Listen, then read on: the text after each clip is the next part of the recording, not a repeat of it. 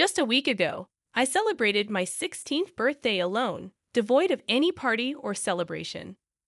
My parents, in their usual indifferent manner, barely acknowledged the milestone before dropping a bombshell. I was to be kicked out of our family home.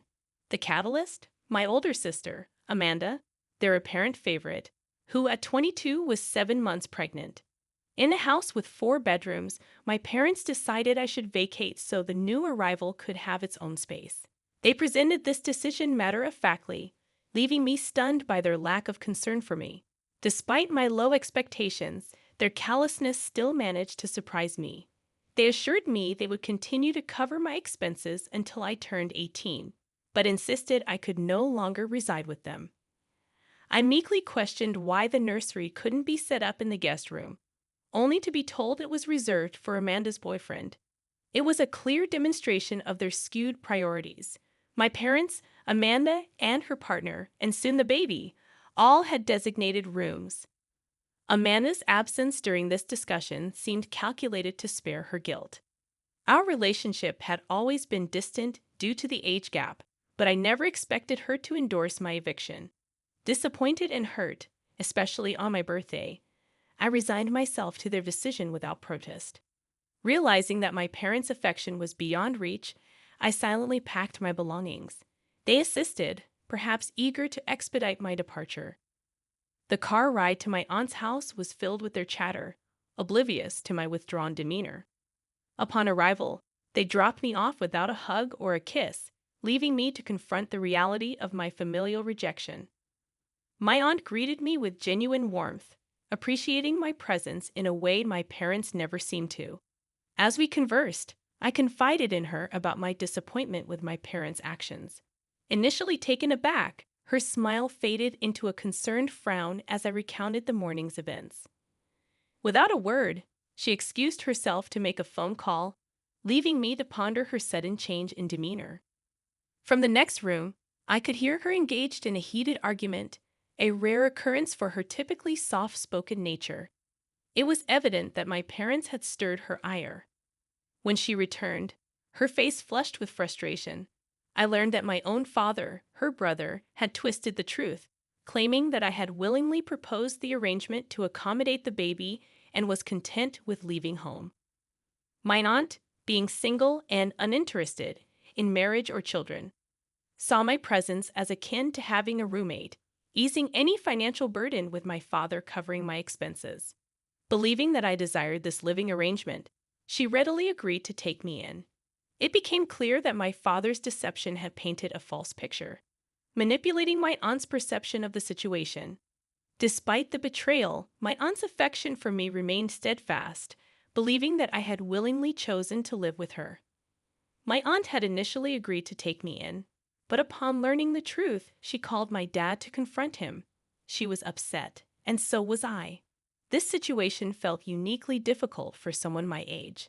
I'd always known my parents favored my sister, but this was extreme. They had lied to my aunt to cover up their actions, fully aware of how wrong it was. They prioritized accommodating my sister's boyfriend over my comfort. Even though my sister could have easily lived with him, my parents insisted on keeping her close, even at my expense. Feeling deeply wounded, I made a decision to expose my parents' actions online. Uncertain if my aunt would support this, I waited for her to leave the room before pouring out my emotions into a post on my phone. In it, I detailed not only the events of that painful day, but also the long-standing unfair treatment I'd endured at home. As I typed, emotions overwhelmed me, and tears flowed freely. It wasn't just an exposure of my parents. It became a raw, emotional outpouring. After posting, fear gripped me, and I switched off my phone, dreading the repercussions. An hour passed in anxious anticipation, during which I attempted to distract myself with a book, though my mind couldn't focus. When my aunt awoke and rushed into the room where I sat, she calmly inquired about my post. Honestly, I admitted to her that I had indeed posted something, and our conversation ended there. Turning my phone back on, I discovered that my post had been seen by numerous family members, and my inbox was flooded with messages. Relatives expressed solidarity, offering support and encouragement.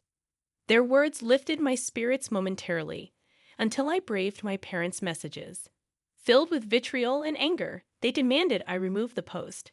My father's texts were particularly hurtful, containing cruel words and even expressing regret for my existence. Unsurprisingly, my mother's texts echoed the same tone as my father's, while my sister's messages held a slight difference. She expressed a desire to speak to me in person, leaving it at that. Feeling overwhelmed by the flood of messages, I set my phone aside without responding to anyone for the next couple of days. However, I made the decision to block my parents, as I had no desire to engage with them further.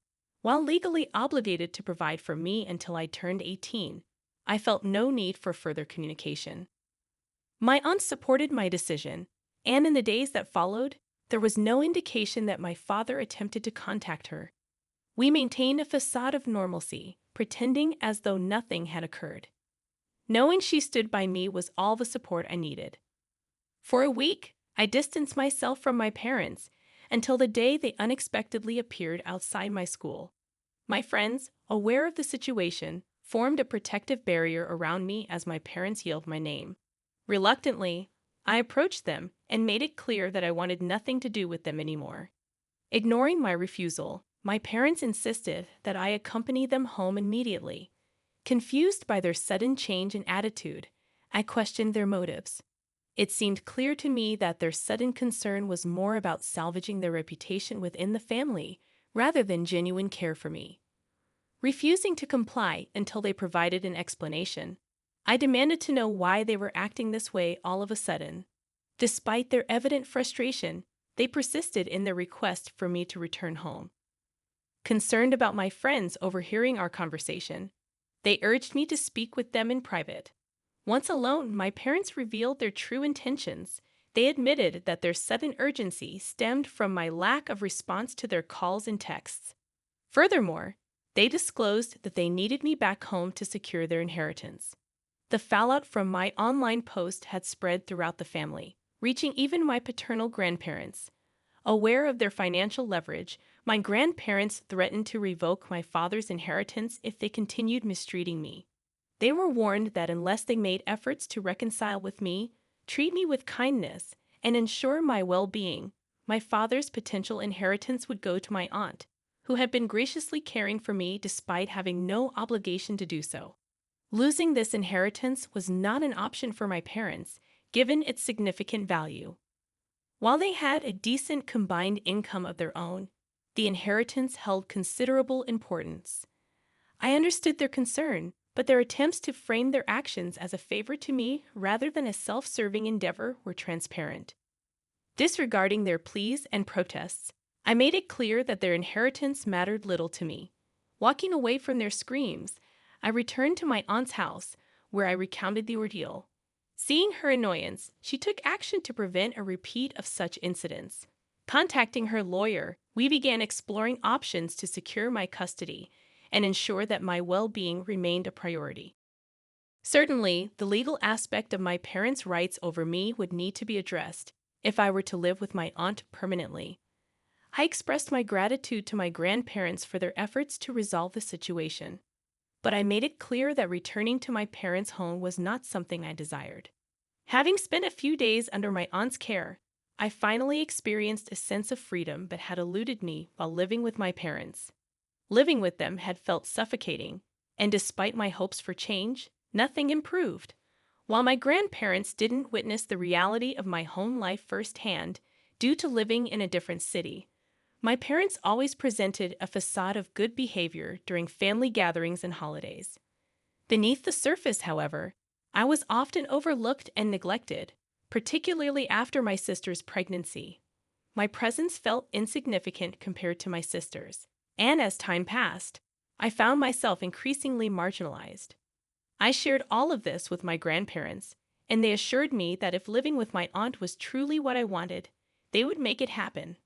They promised to ensure that all my needs would be taken care of, even if my parents relinquished their rights.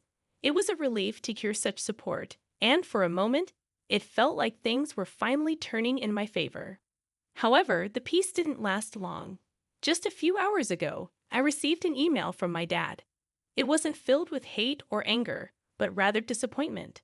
He expressed that airing our family matters online wasn't necessary, especially when my aunt could have relayed the information to my grandparents. Now, not only were my grandparents upset with them, but they were also facing backlash and ostracization from relatives. He lamented that even some of his coworkers had become aware of the situation, tarnishing his reputation at work. In his view, my actions had caused unnecessary drama in their lives. Update 1. Firstly, I want to express my heartfelt gratitude to everyone who took the time to comment on my post.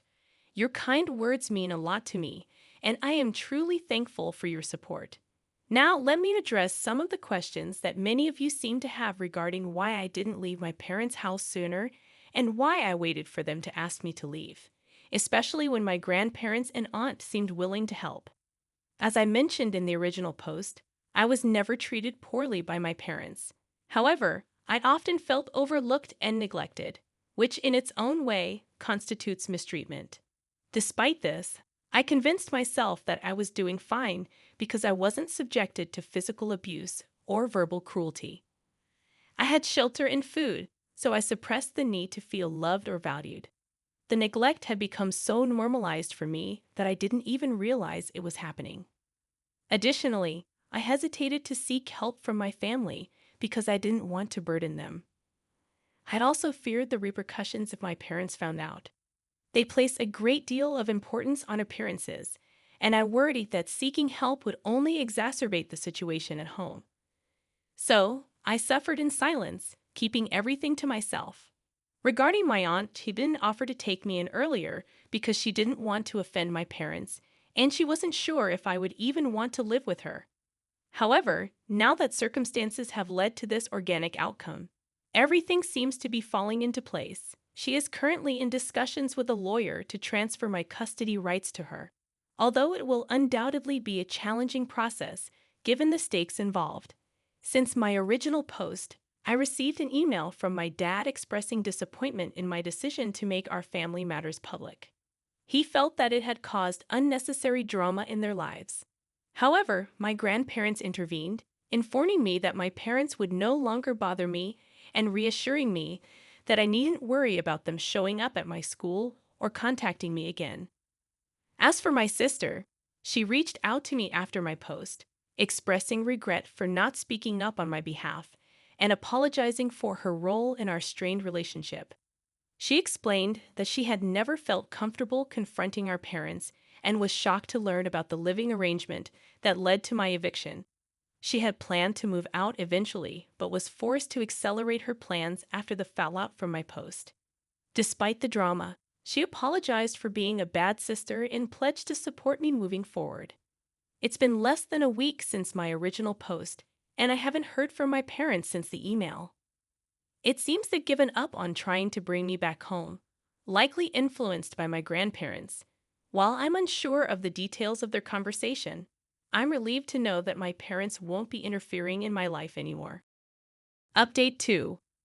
Just 3 days have passed since my last update, and today my aunt informed me that my parents have agreed to relinquish their parental rights. The necessary paperwork is in progress, and soon my aunt will officially take over the legal aspect of my custody. I have mixed feelings about this development. On one hand, I'm relieved that I'll finally have a home where I feel wanted and valued.